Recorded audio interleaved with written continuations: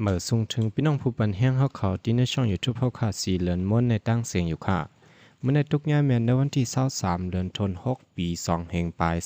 25แล้วตอนการข่าวเงาคือดันเงาลายตัวเมืองเฮาข่าววันมื้อไหนข่าวเดียวตั้งข่าวเงาลายการศึกการเมืองตินาเมืองใต้ตินาเมืองห่มตุ่มหลายๆหัวข้อข่าวเสแต่มาสืบล้วนในปันพี่น้องเฮาเขาทำเย็นจอมกันกว่าค่ะอันตั้งสุดในข่าวอันกันกอดทำเย็นด้วยข่าวเงาอันมีหัวข้อจือว่าย้อนซึกบ้านเขาตึกเทียนLAและปังตึกสืบเป็นอยู่ตีหิมเวงหนองเขียวเสซึกบ้านเอาเฮิ่มมินปล่อยหมักลงเสอเทียนLAตั้งน้ำย้อนของสีซึกบ้านตับสืบโทษซึกเขาตึกเทียนLAและซึกบ้านและดังเทียนLAเขายังตึกสืบเป็นปางตึกกันตีหิมเวงหนองเขียวไว้อยู่และไผ่ซึกมานเจอตื้อเฮิ่มมินตึกมินเขาปล่อยหมักลงเสอเทียนLAเขาอ่ำย่อมหมอก50ลูกว่าไหน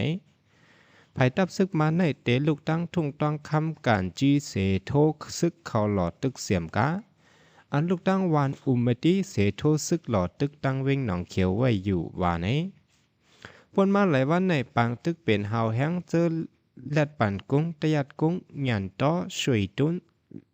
ลงเวยอุมติและวัน3เสือจากกว่าเจอในยาวก็อยู่นาซึกก้อนหนึ่งลาดแนตีสื่อข่าวว่าปางตึกในตึกสืบเป็นฮาวแห้งไว้อยู่ตั้งอุมติและสวยยองปีในปางตึกสืบเป็นฮาวแห้งมาไว้ตั้งการจีเตียดกงหยันต้อสวยตงภายอุมติแต่ที่เอิงสวยยองปีนเจ้าในก็เป็นปางตึกกันอยู่ข่าวว่านี้เมื่อดี21เดือนธันวาคมปี2025ย่ำกลางค่ำ10:18 นาทีต่อถึงกลางค่ำ10:42 นาทีภายซึกมันเขาเอาเฮิ่มมินไหว12ปล่อยหมากลงจำ50ลูกเสือซึกเทียนLA DPLA เขาเจอหิมฮอมวานตานโปนั่นเฮาแห้งในยาวเนื่อจะเว้งหนองเขียวในตา7วันนั่นซึกมันและซึกอ้างเขาตึกเป็นปางตึกกันเฮาแห้งไว้เสเหมือนที่20เดือนจุนปี2025นั่นไผ่ซึกมันเขาเจอตื้อกองหลงยื้อเสือปัก44ลูกแลเอาตร้นปล่อยหมากลงเสิร์31ลูกเซตึกยื้ออยู่ในเทียนLAปืนเผาออกไว้หนังไหน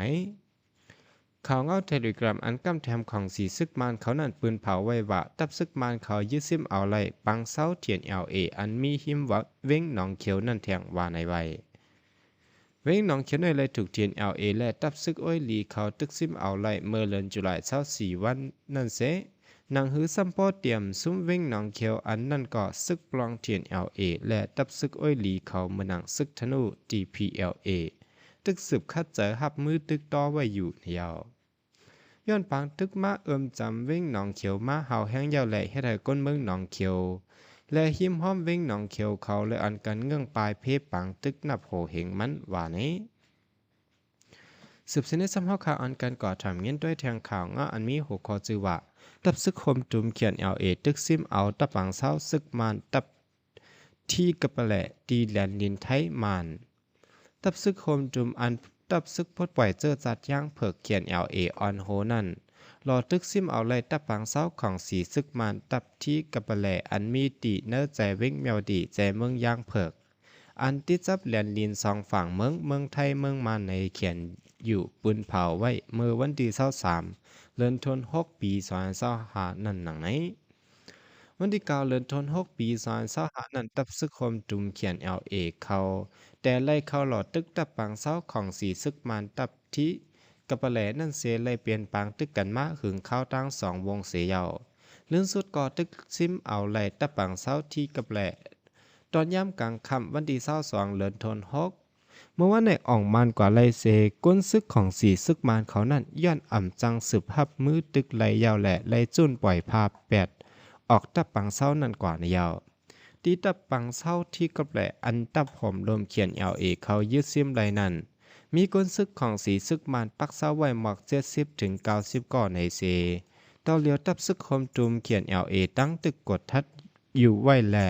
เงาไล่ล้องลู่ตายหมัดซึกมานและอันซิมไล่เครื่องกวางกลางหมักมืดสิ้นยำนั่นก่อตึกจอบทัดด้วยเงาไล่มันไว้แทงอยู่ว่าไหนอันเขาโฮมเป้าหลอดตึกซิมเอาตับปังเศร้านั่นแต่เปลี่ยนตับซึกปดปล่อยเจอจัดย่างเผิกเขียนLAตับเกียดแขเจอจัดย่างเผิกเขียนDO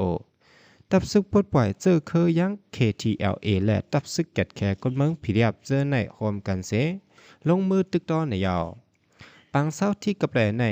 ไล่ตั้งเป็นเงางุ่นเหม่อของตับซึกเขียนอยู่เมื่อเลือนเมปีแนงกับประกาศสิพานันในเซดา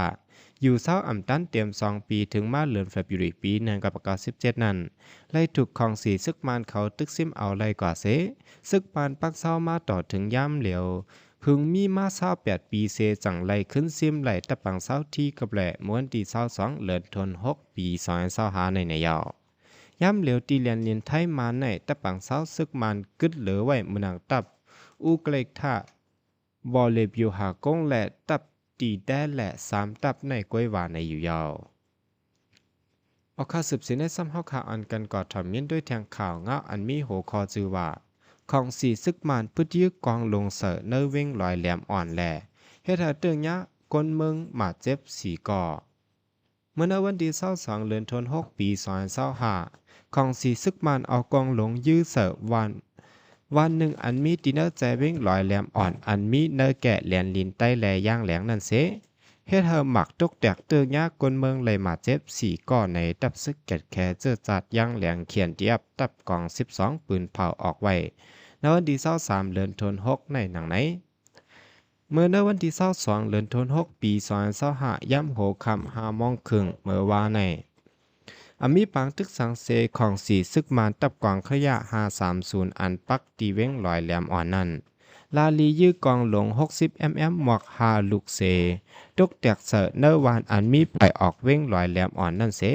ตึงย่านนางยิงอายุ36 ปีและอายุ19 ปี2 ก่อแลผู้ใจอายุ18 ปีและอายุ14 ปีเลยมาเจ็บว่าไหนของสีซึกมันเขาในป่นเปลี่ยนเฮ็ดพิษหมายมีซึกยื้อกองลงเสือก้นเบิ้งเจออ่ำเจอยื่งหมายซึกนั่นแหละตึกส่วนเหอก้นเบิ้งเหอเสือเจอนักเนือลองห่มลมเสออกเข้าตั้งกว่ามาอยู่เศร้ากันกว่าเซกำในเขียนเดียบตึกส่วนถึงไว้หนังไหนเมื่อวันที่19เดือนธันวาคมป่นมานั่นก่อของสีซึกมันเอากองลงยื้อเสือวานปอดออกและปอดตกตีเว้งตีมอโสนั่นเสให้เธอหมักแตกเนื้อวานในยอเอาค่ะลุ้นสุดในแต่ก่อย้อนยินจมขอบใจอย่านำถึงพี่น้องผู้ปันแห้งเขาตั้งเสียงอยู่ค่ะอ้อข่าวง้อข่าววันเมื่อในก่อนเลยอิงเอามาติเงาแรงมุนมาเสลุ้นสุดในแต่ก่อนหนังคือพี่น้องเขาเตรียมรู้ทำข่าวเงาโตเมืองเขาขาตีเนอร์คลิปวิดีโอโหนานั้นสังว่าพี่น้องเขาไปเลยติดตามไว้เป็นช่องสีเหลือนม้วนเขาขาในก่อแค่ต่อจะไลค์จอยแชร์จอยติดตามไว้ปันแห้งใจอย่านำเสียกำค่ะเหมือสูงตั้งเสียงค่ะ